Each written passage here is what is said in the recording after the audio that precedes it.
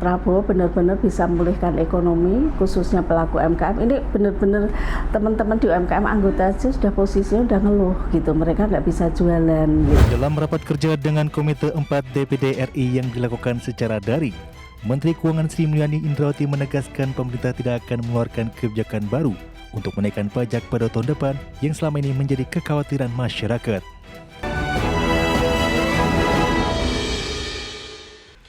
Ya, sementara itu pemirsa, pelaku usaha yang tergabung dalam Asosiasi Industri Usaha Mikro Kecil atau Menengah atau Aku Mandiri ini menyambut baik langkah strategis pemerintah menstabilkan ekonomi pasca kerusuhan aksi demonstrasi. Ketua Umum Asosiasi Industri Usaha Mikro Kecil dan Menengah atau Aku Mandiri, Hermawati Setiorini berharap kondisi ekonomi Indonesia bisa tenang dan bangkit, di mana imbas dari aksi demonstrasi banyak pelaku usaha yang mengalami kehilangan pendapatan. Selain itu, upaya pemerintah dalam melakukan stabilisasi gejolak dinamika global dan ekonomi perlu didukung 100%. Pasalnya dengan situasi yang kondusif, ekonomi bisa berjalan dengan stabil.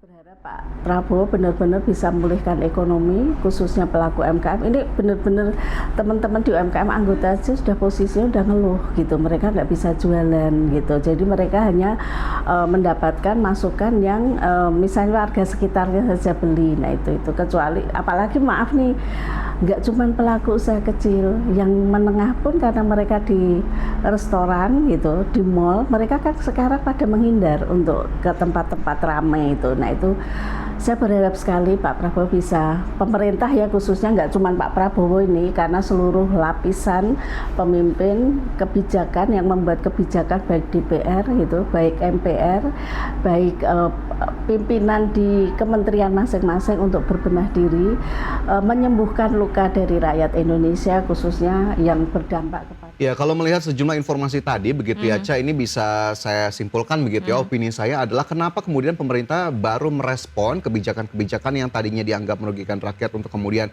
dihentikan, pergi ke luar negeri, pajak kemudian tidak dinaikkan, ini hanya dilakukan ketika masyarakat sudah melakukan demonstrasi ataupun unjuk rasa. Apalagi kemudian tadi ada instruksi dari Mendagri untuk kemudian pejabat tidak flexing. Apakah kemudian harus selalu seperti ini, harus selalu huru-hara seperti ini, baru kemudian diingatkan, kemudian kebijakan juga baru dibenahi. Nah ini seharusnya menjadi pembelajaran bagi pemerintah terutama ataupun para perumus kebijakan atau undang-undang dari sisi DPR RI, agar kemudian ya tidak perlu menunggu situasi menjadi chaos terlebih dahulu untuk kemudian kebijakannya dibenarkan atau dibenahi. Betul, sebenarnya kan ini panggilan pekerjaan, tidak perlu menunggu situasi seperti ini, namanya saja perwakilan rakyat. Rakyatnya lagi kesusahan, ya nggak mungkin lah flexing ya, itu sebenarnya sesuatu yang harusnya nggak perlu nggak perlu diingatkan lagi ya gitu. Tapi tadi kalau ada concern juga terkait dengan usaha-usaha kecil yang kemudian akhirnya terdampak akibat aksi demonstrasi, ini salah satunya adalah yang ramai sekali seller di TikTok. Ini banyak sekali yang melakukan protes karena ternyata omset yang dihasilkan dari UMKM berjualan di TikTok ini sangat-sangat besar. Nah ini juga mungkin jadi evaluasi untuk pemerintah, selain daripada ternyata aksi ban live di TikTok ini kemarin juga sangat berdampak terhadap UMKM. Tapi juga selain daripada itu ini jadi cerminan bahwa ternyata pelaku UMKM banyak yang sangat menggantungkan pendapatan ini dari satu aplikasi gitu. Jadi mungkin masih perlu ada perluasan platform-platform lainnya untuk kemudian meningkatkan daya saing dan operasional mereka, bukan hanya terpusat di salah satu atau salah dua aplikasi gitu ya. Ya baik, kita harapkan itu menjadi catatan kita bersama. Dan kita... Pemirsa, pemerintah memastikan tidak akan mengeluarkan kebijakan baru untuk menaikkan pajak pada tahun depan. Pemerintah fokus untuk memperbaiki layanan administrasi pajak guna memperkuat kepatuhan dan penegakan aturan dalam sistem perpajakan. Dalam rapat kerja dengan Komite 4 DPD RI yang dilakukan secara daring, Menteri Keuangan Sri Mulyani Indrawati menegaskan pemerintah tidak akan mengeluarkan kebijakan baru untuk menaikkan pajak pada tahun depan yang selama ini menjadi kekhawatiran masyarakat. Sri Mulyani menekankan kebijakan perpajakan tetap mengedepankan asas gotong royong dan keberpihakan kepada kelompok ekonomi lemah. Ketimbang menaikkan pajak, pemerintah memilih untuk memperbaiki layanan administrasi pajak guna memperkuat kepatuhan dan penegakan aturan dalam sistem perpajakan. Kita fokusnya adalah compliance dan pelayanan serta enforcement. Jadi program-programnya adalah terus memperbaiki, menyempurnakan Cortex, sinergi pertukaran data, transaksi-transaksi yang dilakukan di digital harus sama treatmentnya dengan transaksi non-digital.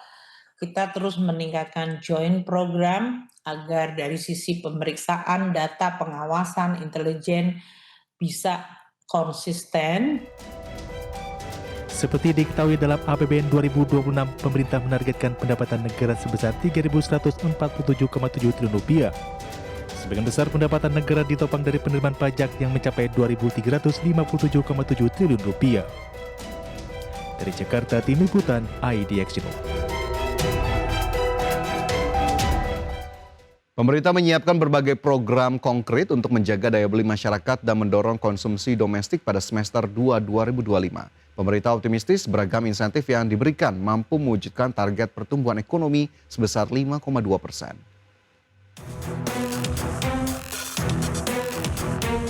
Pemerintah menyiapkan berbagai program konkret untuk menjaga daya beli masyarakat dan mendorong konsumsi domestik pada semester 2 2025. Beragam stimulus yang digelontorkan pemerintah dipastikan akan langsung menyentuh kebutuhan rakyat sekaligus memperkuat pertumbuhan ekonomi nasional. Menteri Koordinator Bidang Ekonomi Erlangga Hartarto menyebut beragam stimulus yang akan digelontorkan hingga akhir tahun, diantaranya kredit investasi padat karya untuk revitalisasi mesin produksi, peningkatan target fasilitas likuiditas pembiayaan perumahan atau FLPP menjadi 350.000 unit, implementasi kredit program perumahan dan perpanjangan PPN DTP 100% untuk pembelian rumah di semester 2 hingga diskon tarif transportasi jelang libur Natal dan Tahun Baru 2026. Nah, seluruh program ini dirancang untuk menggerakkan perekonomian di masyarakat atau di rakyat secara langsung sambil menjaga konsumsi domestik. Dengan berbagai stimulus tersebut, pemerintah optimistis target pertumbuhan ekonomi sebesar 5,2% pada tahun ini mampu terwujud. Dari Jakarta, Riki Anwardi, IDX Channel. Pemirsa, terima kasih Anda masih bersama kami. Pemerintah akan terus menggencarkan program pasar murah di tengah dinamika harga kebutuhan pokok. Keberlanjutan program pasar murah perlu diperkuat agar daya beli masyarakat tetap terjaga dan menekan laju inflasi. Pemerintah akan terus menggencarkan program pasar murah di tengah dinamika harga kebutuhan pokok.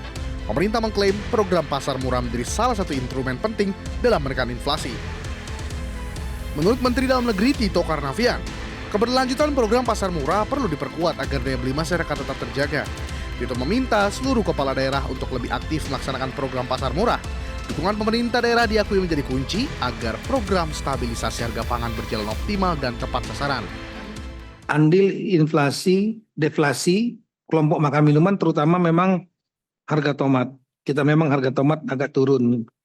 Kemudian cabai rawit ya itu juga menjadi penurun inflasi. Tapi yang masih perlu kita hati-hati adalah bawang merah dan juga beras. Meskipun beras sudah banyak daerah yang jumlah kabupaten kotanya menurun. Berdasarkan data Badan Pusat Statistik, inflasi tahunan pada Agustus 2025 sebesar 2,31%. Angka ini turun dari inflasi Juli 2025 yang mencapai 2,37%. Inflasi Agustus disumbang dari kelompok makanan, minuman, dan tembakau. Dengan inflasi sebesar 3,99 dengan andil inflasi 1,14. Dari Jakarta, Tim Liputan IDX Channel.